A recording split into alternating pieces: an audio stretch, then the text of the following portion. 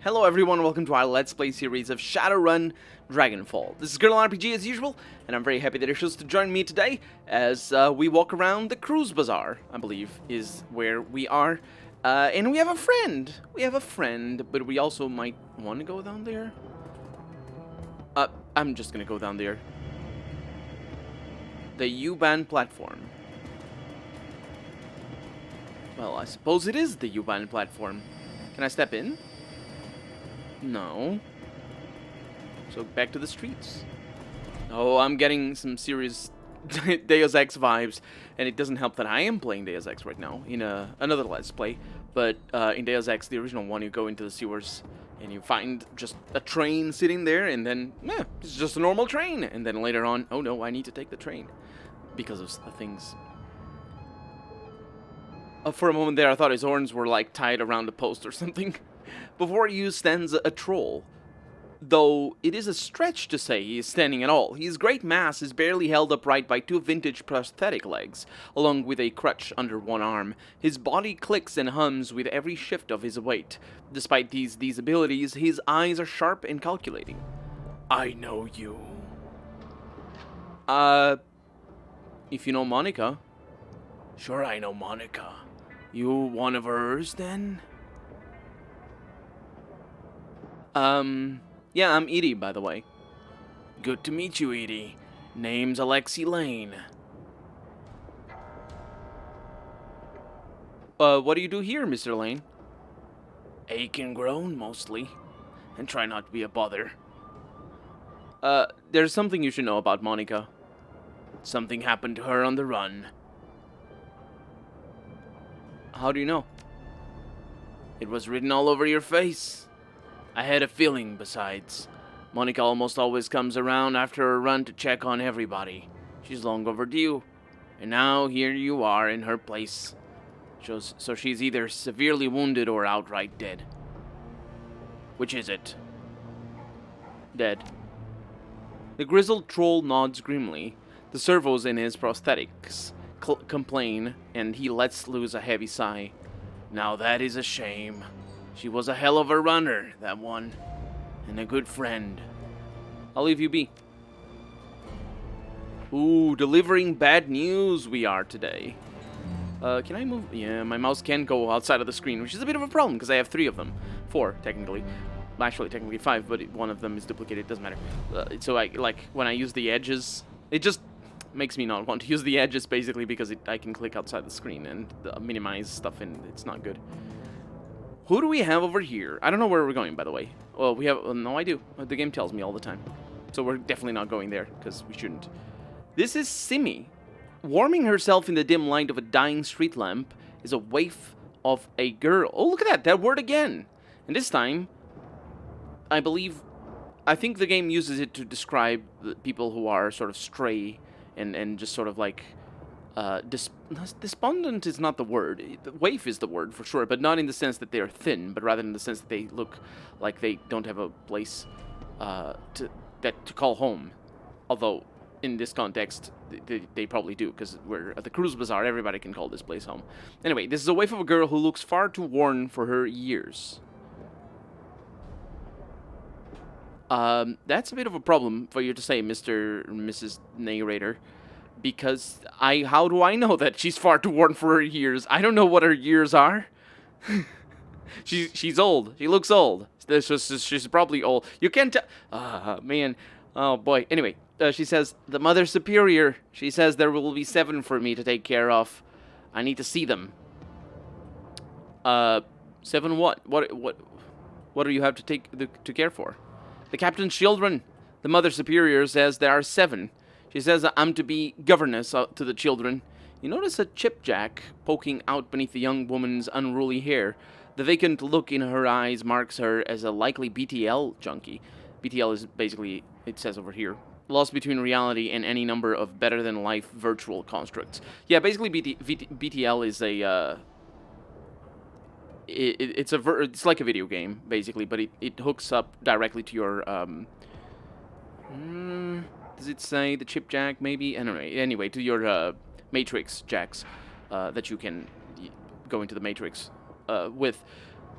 And it's like in in the Matrix, in the movie. But the thing is, these things, the way it works in this setting is that your body or these things are regulated, and they can't give you certain sensations above certain thresholds. So, like things for like pleasure, specifically, it tends to be pleasure. That's why it's called better rather than pain, because pain also works. And I think there are some plot lines that are maybe not in these games, but I'm pretty sure there are. It's one of the first things I read of Shadowrun was specifically people being tortured with BTL chips, and not better, but basically they were unregulated chips that basically have it all turned up to 11, so it becomes better than life, and creates what's the word? Psychological addiction? Yeah. So basically, people end up. Well, not only do they have addicted to this, end up addicted to BTL chips, but specifically they might just forego eating and drinking, and they just die connected to their BTL chips because they're not connected to their body function, so they don't feel thirst, they don't feel hunger or anything, so they just that's a common thing of BTL junkies. It's a common thing that I say BTL junkies, but we can get to that in a little bit.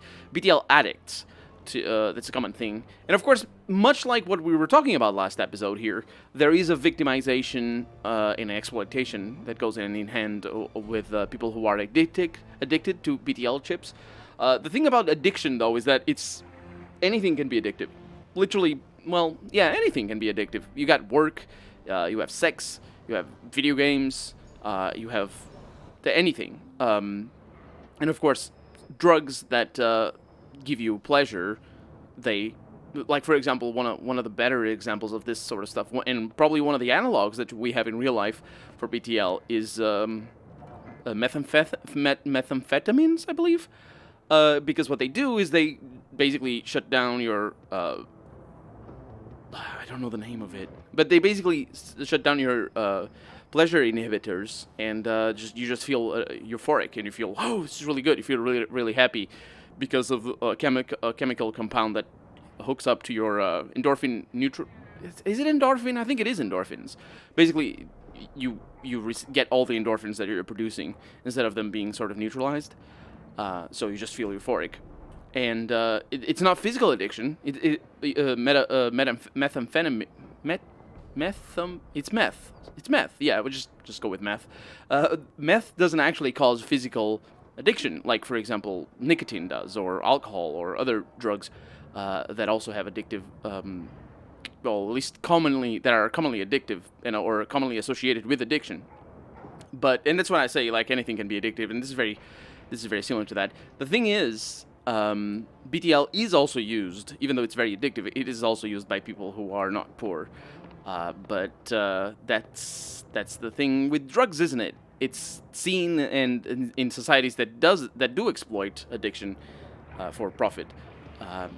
It's seen as a fault, and that stigma is cultivated on purpose, so that people who fall victim to that addiction are not seen as people in need of treatment, but rather seen as criminals.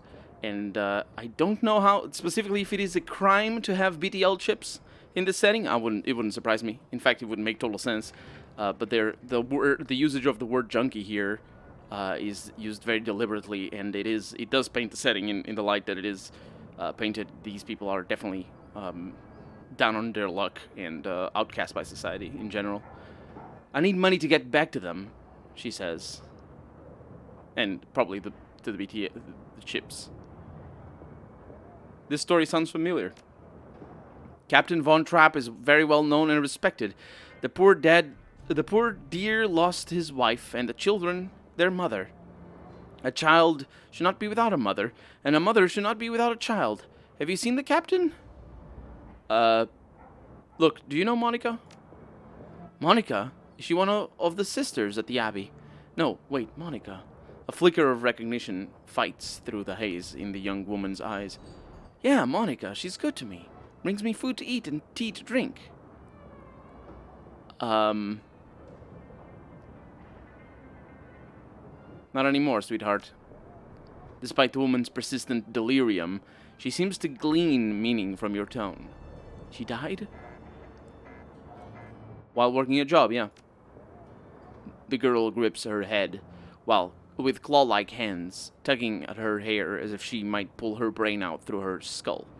I don't like this, but I can't switch it off. The girl's frail body shudders and her eyes grow large, but she does not sob. Instead, she smiles a sad smile, which looks to have been worn all too often. She will go to heaven, she told me. It is a place for good people, stillborn babies, and childhood pets. And she was a good person. The girl then begins to mumble to herself, while fingering the hair that covers the jack in her head. I'm going to step away now. Yeah, good.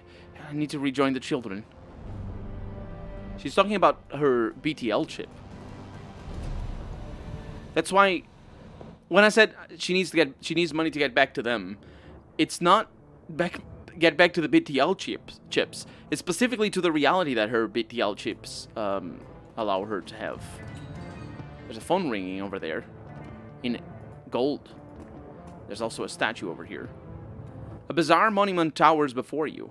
At the top of the pedestal, the form of an angel stands, its outstretched wings looming over the small park. But the material is strange and uneven, giving the statue a cold Frankenstein-esque appearance.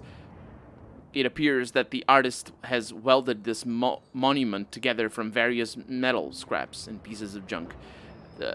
It's important for me to say what everybody knows already, that Frankenstein is not the monster, but rather the doctor that made the monster. It's Frankenstein's monster-esque appearance.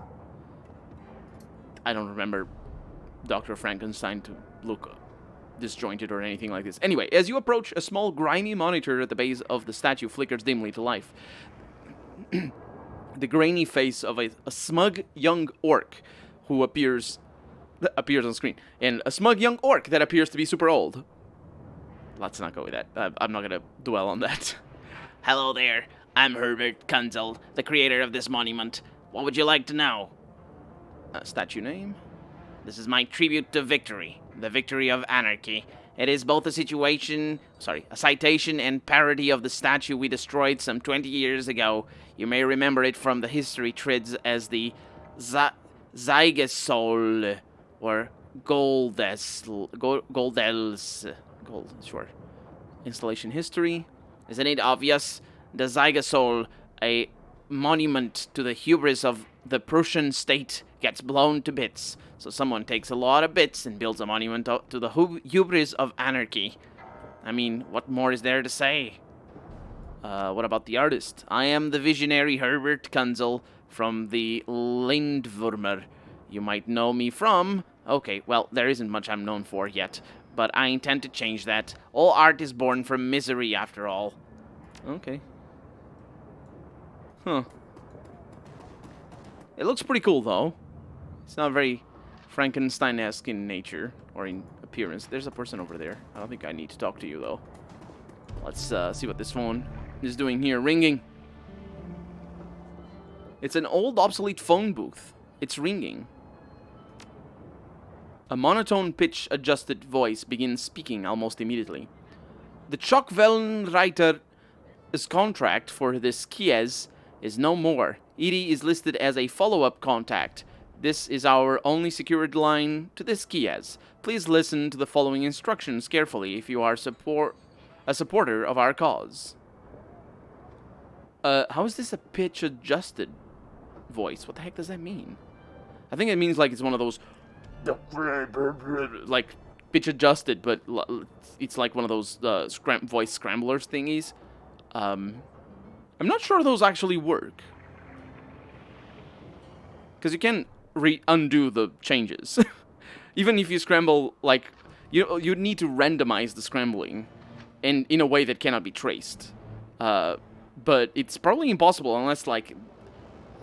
It's probably impossible. Well, I don't know. Maybe it isn't impossible. Like, the problem with, like, for example, my voice. If I scrambled it, if I lowered its pitch, you could just adjust the pitch until it makes sense. Like, for it to be within a certain sort of threshold of pitches that a normal human voice would have.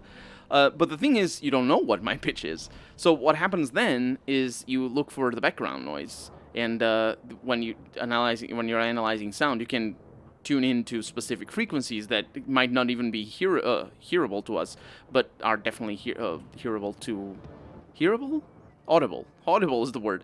Audible to the microphone, and you just go based on those, and those are usually like background fans, and a very easy one that is a good giveaway. And I say this not from experience, or actually not from seeing it in any TV series, which is probably one of the things that they could use, like car horns, for example. The car horns usually have a certain tone that they play, and it's usually, I think it's an A or a C.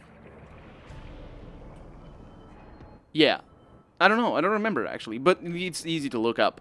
And it's either there's two notes, but either way they're tunable, so it's easy to tell. If you hear like in a background noise and just all pitch shifted and whatnot, pitch shifted I believe is the correct term.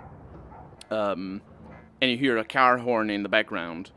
Well, there we go. You have your bass frequency, and so you adjust it back. Although there's usually other ways of muffling the voice. I'm not really sure if they work today, so certainly not in the future of Shadowrun. I don't know. Anyway, this is for just modern, or for not modern, but just for common usage. We're not really recording this stuff. Who are the Schockvellenreiter? The Schockvellenreiter is fighting for the freedom and liberty of information in Berlin. The F-state manages many things, but information remains controlled. Corporations keep any information they can under lock and key. Silencing dissent, silencing indiscretions, silencing the truth. Our goal is to liberate this information so that any who wish to may access it, and so that the F-state can regulate itself based on truth. We are simply a collective of like-minded individuals working toward this cause. Okay. We have phone booths in strategic locations throughout the city. Within each one, you may find a request posted for specific information. If you can obtain a copy of this information, return here and submit it via the port below the receiver. We will verify the authenticity of the information remotely and post an undoctored copy of it onto the Matrix ourselves. It is our stated goal that for this information to remain free to all. However, you will be compensated for sought-after information returned to this location. The line goes silent. I'll keep an eye out. The line remains silent. Didn't I have something already? What did we get last episode? Or definitely not last episode. Last mission. In the last run is the correct way to say things. Also don't know what these are. They look like spirits. Oh, they might be the other type, not for shamans, the other type of magic. Because I think it also has something to do with currents, and I just don't know enough about it. Over here we have, what is this? The Triage Cyber Clinic. That's probably mispronounced. I'm very good at English. Triage. Is that how it goes? We got a nurse or a doctor over here? Doctor. Oh, I missed the thing. I don't know the name. As you approach the elf, you notice that he is in mid-conversation. His lips move rapidly, and his voice comes out in a low, quiet tone. The glossy plastic shell of a high-grade comlink glints on his wrist. I'm gonna listen in on his conversation. Doing your best to look uninterested, you lean in slightly and strain your ears. You find that you can make out the doctor's end of the conversation. No, the price I'm quoting you is more than fair. Well below market value, in fact. If you can't pay it, that's your problem. Yeah, I know that the price has gone up. This is a seller's market. Well, then you'll just have to find the money or go without. I'm sorry, I have to go. I have a patient. He presses a button on his comlink and looks up at you, a $1 million smile on his face. Sorry about the wait, my friend. Welcome to the Triage Cyber Clinic. He extends his hand to you. I am Dr. Xavier what? Esquibel. That's the name. And your name is? Iddy. A pleasure. Pleased to meet you, Iddy. What can I do for you today? I need cyberware. I also need money, as it turns out. I couldn't buy the other ones, though.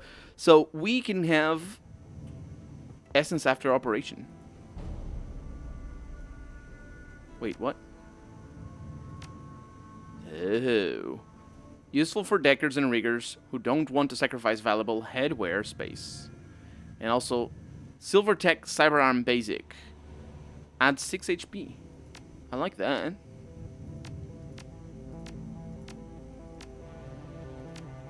In the eyes, a data jack concealed inside a cyber eye, a favorite of spies and infiltrators. What exactly does that do, though? But that does bring my essence down. 1, 2, 3, 1, 2, 3. Can we not? Essence cost, right there. Ah. Yeah, we don't need essence, do we? Essence is for magic. Basically, the more this you have, the less magic you can cast. Renraku's Cyber Eye replacement extends your vision, adds plus 3% to hit. Now that's pretty good. And honestly, I do want that. And then over here, a requirement for riggers, deckers, and those that want to use a smart link weapon. It's the data jack. It's what I was telling. We don't have a data jack. Huh. Interesting. What do we have over here? Eris's basic dermal armor plating adds 0.1 armor. Now the thing is that basic over there means that I will get better. But this also means that I will get better. So I can just save up. Sounds good to me. Thank you for your time. And that door is locked. So we know where to get some cyber implants. Let's actually look at our character. We need to level up for sure. Can I tell? Spellcasting. Doesn't say anything about... Oh, no. There it is. You cannot have less than 1 essence. A living being's life force. Installing cyberware depletes the essence, which causes cooldown times for spells to increase. The base number of spell slots available to the caster is equal to half of their essence, rounded down. Therefore, losing essence can cause spell slots to be permanently lost. You cannot have less than 1 essence. Which is probably pretty cool for tabletop builds. You just specialize in one particular type of spell or one particular spell, and everything else is just cyber implants and stuff. Looking for some magic, mein Freunde? If you've got the cash, old Zack's got the flash. I don't know. Zack Flash is his name. This elf has clearly seen better days. His skin is weathered and emaciated, as though it has been stretched too tightly over his frame. Track marks line the crooks of his arms, and dirty bandages wrap his knuckles. Despite all this, he seems cheerful enough. The elf fixes his twinkling, bugged-out eyes on yours, and offers you a broad smile, displaying a set of impossibly white teeth. When he speaks to you, his voice is surprisingly deep. Guten Tag, mein Freund. You... Didn't he say mein Freunde before? Is that the female, feminine, I should say, version of the word? Anyway, you here for some magic? Because Zack Flash is your magic man. He gestures at himself with a dramatic flourish. Magic, are you a street mage? Zack lets out a throaty, barking laugh. Street mage, me? Do I look like a street mage to you? He shakes his head, but his smile doesn't waver. He fishes a small bag of pills out of his back pocket and dangles it before your eyes. No, chummer, I'm not a street mage. I've got the magic in my blood and the magic in these bags, but you won't catch old Zack studying any spell books. Well, in that case, let's talk about the magic you've got in that bag there. What you got? Oh, a little bit of everything. I've got your Zen and your Hyper and your Nitro and your Nova Coke. Nova Coke, yeah. If you want it, I've got it. Zack leans towards you and lowers his voice to a conspiratorial whisper. I've even got a special concoction of my own design, but I wouldn't recommend it unless you're serious about getting high. So, you want to conduct a little business? What's the deal with that special concoction? Flash's grin broadens even further. His mouth is disturbingly large, and there's something menacing about the sight of those 2 white teeth. That's the real deal, chummer. A proprietary blend designed designed and delivered by yours truly. Pharmaceutical-grade kamikaze cut with the genuine spirit residue from the tear, and then mixed with my secret blend of herbs and spices. He produces a small packet filled with iridescent purple granules from the pocket of his dirty jeans. You want to get high? Buy some Nova Coke and throw yourself a party. But you want to Sore? You get yourself some flash. So you want to conduct a little business? What's up with the bandages on your hands? Zack snorts out a short burst of laughter. He waggles his bandaged hands in front of you. Oh, these? Nothing much, chummer, nothing much. Tussled with a spirit back in Amsterdam. You know, we elves are very spiritual people. So I've heard. His bug eyes light up with excitement. You heard right, damn right, chummer. Elves, you know, my people are creatures of the spirit. We've got the magic in our blood, whether we sling spells or not. I'm telling you, I've talked with spirits all my life, and it has nothing to do with praying to a totem or studying spell books. Flash lowers his voice to a conspiratorial whisper again. Between you and me, my mojo is stronger than any corp wage mages. Take those rat scum bastards at Aztechnology. They cast spells all day and all night, right? Fire this and lightning that, just tossing them around like candy. Yeah, that's what they do. Look, I don't mean to cut you off. I'm actually cutting him off. Yeah, let's say it right. Well, me, I'm just doing my thing, not casting spells, and I'm storing up my energy, saving it. Can you imagine how much magic I have? I don't think that's how it works, Zack. Trust me, friend, I have secret knowledge. He slowly turns his head from side to side to give you a good look at his upturned ears. Like I said, it's in my blood. Okay, Zack, I trust you. Now, can we do some business? Well, I'm a businessman. I suppose you're a customer. Who am I to say no? So you want to conduct a little business? Yes. And he has actually called Kamikaze thing. It's a combat stim that adds +2 body and +1 strength and +1 willpower for 5 rounds. Nitro that adds strength and willpower but reduces charisma and intelligence for 5 rounds. And Flash adds +2 movement and 2 action points for 1 round. That is really good. It is also really expensive. I'll come back if I want it, because it's really expensive. But for right now, I'm Colonel RPG, and this has been Shadowrun Dragonfall.